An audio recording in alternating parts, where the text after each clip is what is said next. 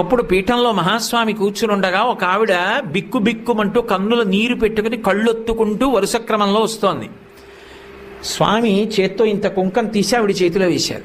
ఆవిడ తీసుకోకుండా చెయ్యి వెనక్కి తీసేసుకొని కళ్ళ నీళ్లు పెట్టుకుని పక్కకి వెళ్ళిపోయింది. అందరూ వచ్చి అయ్యో అయ్యో అయ్యో మహాస్వామి చేత్తో కుంకం ఇస్తే పుచ్చుకోవా, ఇంతకన్నా అన్యాయం ఉందా, పుచ్చుకోమ్మా అన్నారు.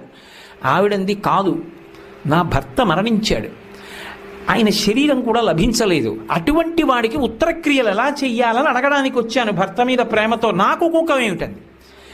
అమ్మా కాదు, ఆయన చేత్తో ఇచ్చారంటే ఏదో ఉంది, త్రికాలవేది, పుచ్చుకో అన్నారు. కాదనలేక ఆవిడ చేయి చాపింది.